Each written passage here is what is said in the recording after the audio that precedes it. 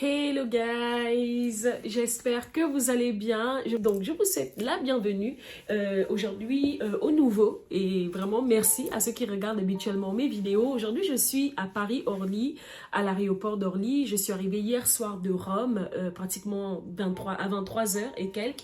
Donc je n'ai pas jugé utile d'aller si loin jusqu'à Paris, sachant que je dois revenir à Orly dans l'après-midi, récupérer mon oncle et après on va à Paris. Donc côté pratique, j'ai pris l'hôtel à côté de l'aéroport. Donc là, je suis posée tranquillement. Ne faites pas attention à mes signes de fatigue. Je n'ai pas arrêté. Écoutez, on va rentrer dans le vif du sujet. Je pense que moi, en termes de résolution, j'ai 3 résolutions. Les finances, la foi et ma vie perso. Donc en termes de finances, j'ai 3 choses que je ne veux plus, 3 erreurs que je ne veux plus commettre en 2024 en ce qui concerne mes finances. Je ne veux plus que ça arrive. En tout cas, ce n'est pas facile, mais je sais que je vais y arriver. Et voici les 3 erreurs que je ne veux plus commettre en 2024 avec mes finances et j'espère y arriver. Et en tout cas, donnez-moi de la force, donnez-moi de la force. La première erreur que je ne veux plus commettre avec mes finances, c'est de dépenser par émotion. En tout cas, j'ai déjà remarqué que lorsque je ne suis pas bien, lorsque je vis une période émotionnellement difficile, je dépense énormément. C'est comme si en fait je voulais compenser avec le fait de me faire plaisir. C'est comme si en fait le fait d'acheter des vêtements, par exemple moi je suis une grosse shoppeuse, je dépense beaucoup pour les vêtements et je dépense beaucoup pour les voyages. Parfois j'agis par émotion lorsqu'en fait je me sens insécure, lorsque je ne me sens pas bien, j'ai toujours tendance à prendre des mauvaises décisions financières et ça vraiment je peux dire qu'en fait à la fin de la journée c'est un sentiment de frustration que je ne veux plus jamais ressentir parce que je suis une personne assez organisée, vraiment je me sers en fait de ce que je gagne pour me faire plaisir, pour investir sur moi en tant que femme, pour investir sur moi, pour continuer de grandir, pour continuer de devenir la femme que je veux devenir. Je ne veux plus en fait en 2024 que lorsque je ne me sens pas bien, je dépense.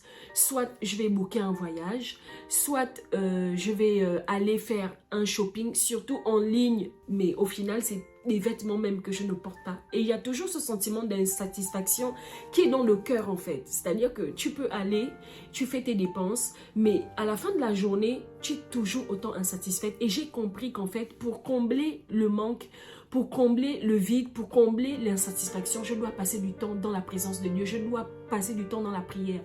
Toutes les fois en fait où je suis moins centrée sur le Seigneur et que mes yeux et mon âme, dans le regard de mon âme et ailleurs, sur des choses pour me satisfaire, sur les projets que j'ai, sur ma vie, sur mon travail, je sens toujours ce sentiment d'insatisfaction, de frustration. Et donc, ça fait qu'en fait, il suffit d'un petit moment de tristesse, il suffit d'un petit moment où je ne me sens pas en sécurité émotionnellement, où je ne me sens pas bien, que je commence à dépenser, que je commence à faire des dépenses même que je n'ai pas prévues et ça me frustre tellement parce que ce n'est pas ce que je veux et surtout que j'ai des projets tellement sérieux que je ne peux pas me permettre en fait de jouer avec mon argent et de tout le temps vouloir combler un besoin émotionnel par les dépenses en fait. Et ça en 2024 je ne le veux plus. Donc pour répondre en fait à ce problème, je dois absolument garder les yeux fixés sur le Seigneur. La deuxième chose en fait c'est que je dois faire une thérapie. J'avais déjà commencé à faire une thérapie, aller voir un psy, etc. Non seulement il faut reconnaître que c'est cher, parce que 50 € pour 30 minutes, et moi la dernière séance que j'avais fait avec mon psy à l'époque, on n'avait même pas fait 30 minutes en fait, on avait peut-être fait 20 à 25 minutes, mais comme je pense qu'elle avait un rendez-vous, donc le rendez-vous est à 17h. Bien sûr, pour ce type de rendez-vous, moi j'arrive toujours à l'heure. Donc elle avait un autre rendez-vous à 17h30 et je pense qu'elle m'avait pris avec un petit décalage de 5 à 10 minutes.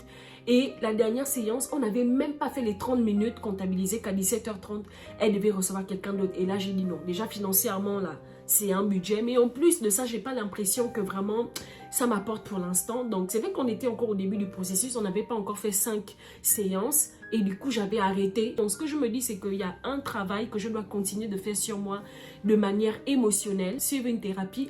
Mais quelle thérapie? Parce que j'ai déjà cherché, hein, j'ai pas envie d'aller non plus. Il faut aussi une certaine confiance, un certain feeling avec le thérapeute ou avec la psy, j'en sais rien en fait. Donc, je sais pas si vous pouvez me donner vos astuces, vos commentaires, vos recommandations pour ce type de professionnel. S'il vous plaît, mettez-le en commentaire, j'en ai vraiment besoin. Maintenant, deuxièmement, dépenser pour faire plaisir à quelqu'un d'autre. Oh my goodness.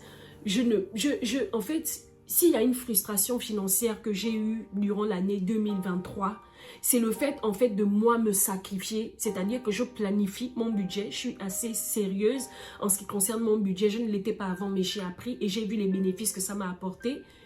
Mais il n'y a rien de plus frustrant, en fait, c'est de s'en tenir à un budget et que quelqu'un arrive, il vous soumet un problème et qu'en fait, vous faites un sacrifice. Je ne sais pas si les gens se rendent compte que donner de l'argent, envoyer de l'argent à la famille, un membre de la famille, un cousin, une cousine, une tante, peu importe, c'est un sacrifice qu'on fait en fait. Et ce sacrifice-là, il y a forcément des conséquences financières derrière. Il n'y a rien de plus frustrant que de dépenser pour quelqu'un qui au final n'est même pas reconnaissant et qu'à la fin de la journée, ce n'est jamais suffisant, ce n'est jamais bon, on n'a jamais rien fait en fait. Et ça, moi en 2024, je ne veux plus ça en fait.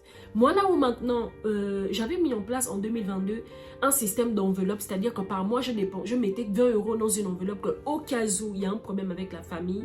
Mais malheureusement, j'ai dû l'arrêter parce que voilà, j'ai eu d'autres dépenses plus importantes. Mais c'est vrai que ça m'aidait. Parfois, je me retrouvais avec 80 €. Et lorsque quelqu'un venait me soumettre un problème de famille, ben, je piochais directement dans cette enveloppe où je mets 20 € et j'envoyais à la personne en fait. Et là, je ne sentais pas en fait le poids de la dépense.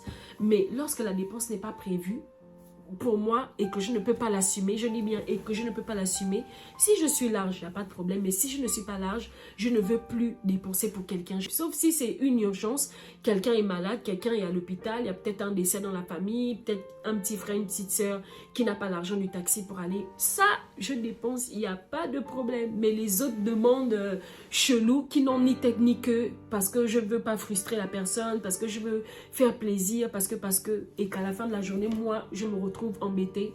Je ne veux plus ça en 2024. Donc désormais, je choisis les pôles de dépenses et ce pourquoi je veux dépenser. Donc, et ça rejoint finalement la troisième erreur, c'est-à-dire faire une dépense que je n'ai pas prévue. Voilà, tout simplement. Maintenant, je vais vraiment... En fait, certaines personnes peuvent voir ça en fait comme si j'étais pingre, comme si je ne voulais pas lâcher, comme si je ne voulais pas donner, comme si je suis trop serrée avec l'argent. Mais en fait, ce que j'ai compris, c'est qu'en fait, là, maintenant, dans ma trentaine, je dois être une personne organisée. Je dois être une personne qui maîtrise ses émotions. Je dois être une personne qui agit comme une adulte et qui réagit devant les situations comme une adulte. La petite Claudia de la vingtaine, elle s'arrête en 2023. Maintenant, c'est terminé. Mon mindset de femme doit prendre le dessus et arrêter de dépenser pour les choses que je n'ai pas prévues. Ça doit commencer maintenant. Quitte à ce qu'on me traite de pingre, quitte à ce qu'on me traite de trop serré avec l'argent et tout, une dépense que je n'ai pas prévue, je ne l'ai pas prévue. Un resto que je n'ai pas prévu, je ne l'ai pas prévu, donc je ne peux pas le faire en fait.